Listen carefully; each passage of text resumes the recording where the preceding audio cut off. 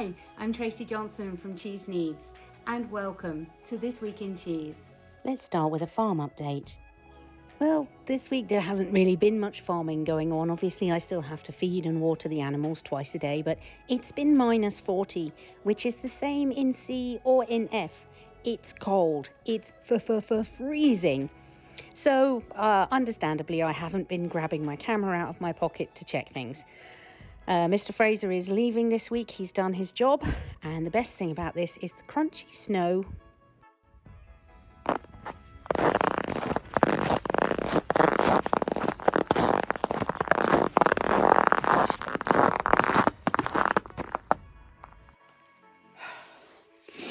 Hopefully that's the last of the seriously freezing weather this year.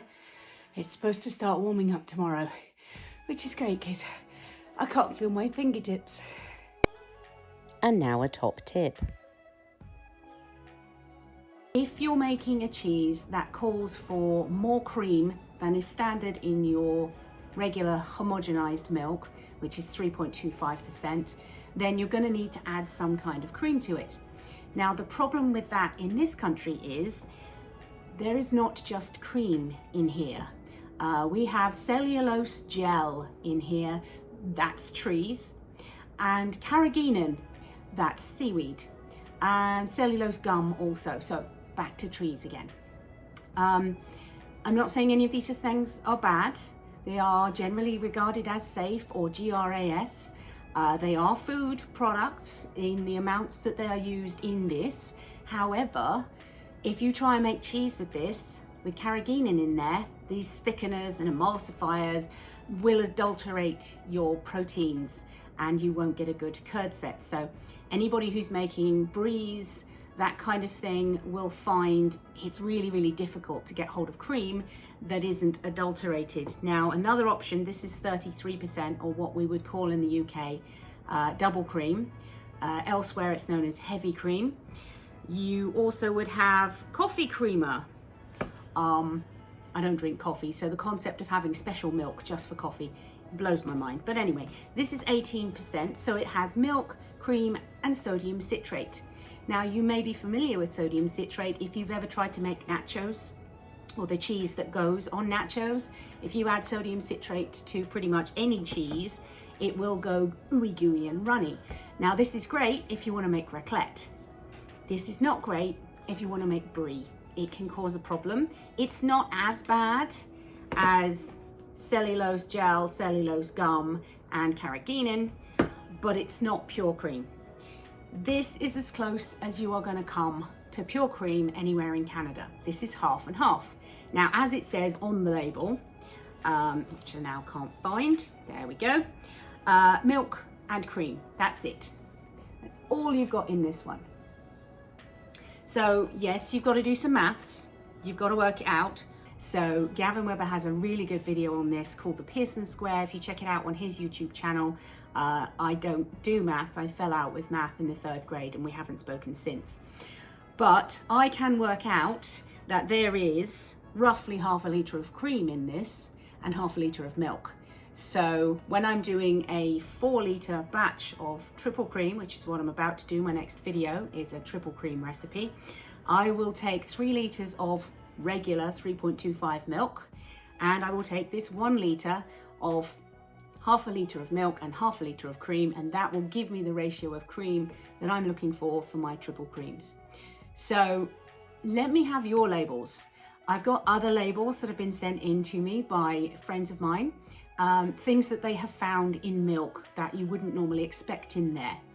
So things like fish. There is a brand of milk in the US which is fortified with tilapia. Now, if you don't know what tilapia is, it's a wee fishy. It's a fish.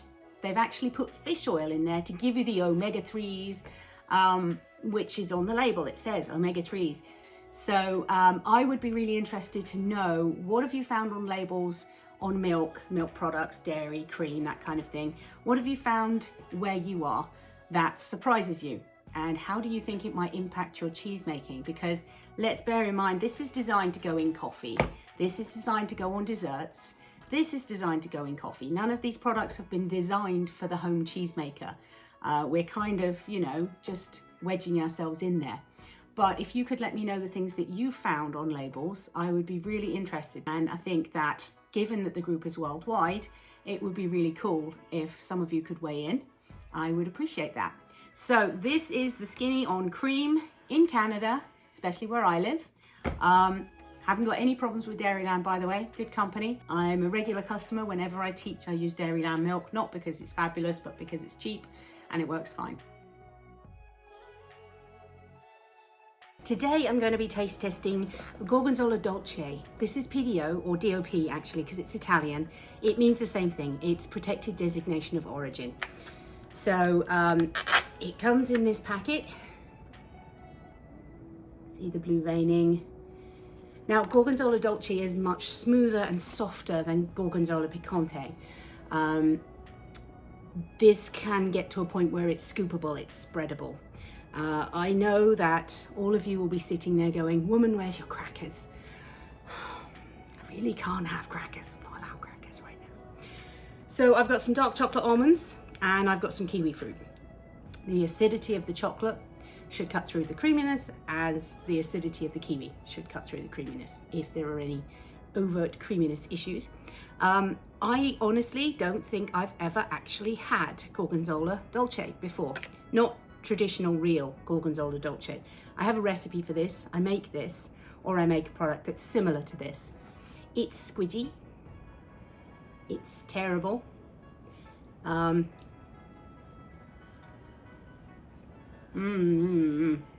Pasteurized cow's milk, salt, rennet. Does not mention bacterial culture. That's interesting. Oh, I could just eat this whole packet. Okay, creamy, just 100% creamy. This is condensed milk. This is clotted cream. This is like cream to the nth degree, you know?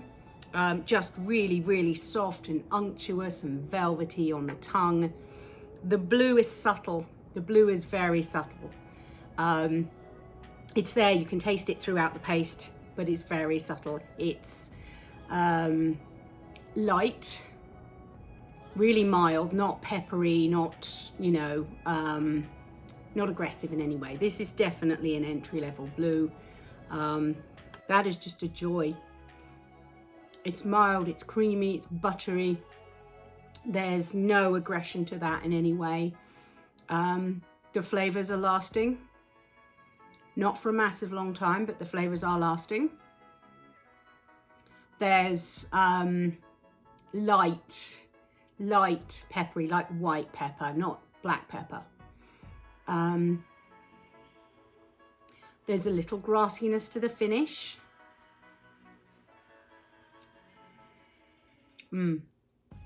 That is amazing. That is really, really good. And you can't buy this in my town. Never mind, I've just signed up to go to Guelph for April and February. There is a little bit of a rind to this. You can see the channels where it's been pierced. The flavour runs throughout the paste, not just in the blue areas. This is just a really good entry-level beginner blue cheese. This is perfect for snacking. I would serve this with green apples or kiwi, so you've got something acidic in the fruit. And as I said, dark chocolate. Dark chocolate loves blue cheese. The dark chocolate brings that bitter note in, which actually makes the cheese kind of bounce back. When the flavor is fading and the addition of that dark chocolate, it just kind of revitalizes it just a little bit.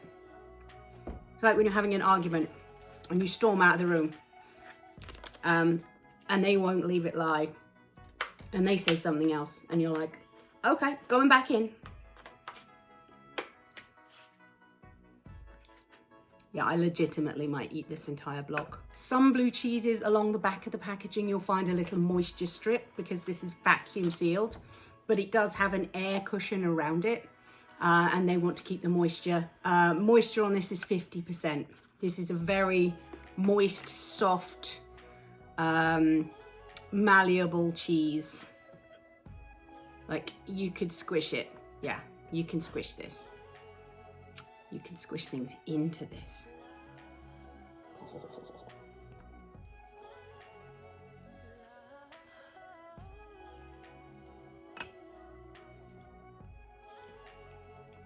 I think on a cheese board, I would serve this with the chocolate almonds crushed and trickled over the top. Temptation with blue cheeses is always to go with honey. Drizzle it with honey, drizzle it with maple syrup. I don't like stuff that sweet, and it doesn't need it. There's no acidity, there's no sour or bitter flavors. You know, this is just pure creamy goodness. And I wonder how it goes with kiwi. Well, that is surprising. For some reason, I got the strongest warm bread flavor. You know, when you just tear into a fresh loaf, and it's kind of like the smell and the taste and the texture. Kiwi and Gorgonzola dulce equals warm bread to me. I didn't say this was going to make sense. What else can I say about Gorgonzola dulce? It's really good. It's made in Italy. This is a very, very fresh, light, entry-level blue. I would have no problem recommending this to anybody. If you were going to try and put this on a cheese board, I would suggest you serve it either on a cracker or a cookie or a biscuit, or serve it on individual spoons, and then the chocolate almonds crushed over the top. I think that would be a texture. That would be a very good single bite texture. How does this stack up against the other blues I've tried recently? Well, fromage dauphinois and forme d'Ambert are both stronger than this. This is very mild. I mean, to the point where you could like literally scoop this like ice cream. I'm not going to because I'm on a diet, but you could. Cheese is keto. It's fine. Thanks for joining me. See you next week.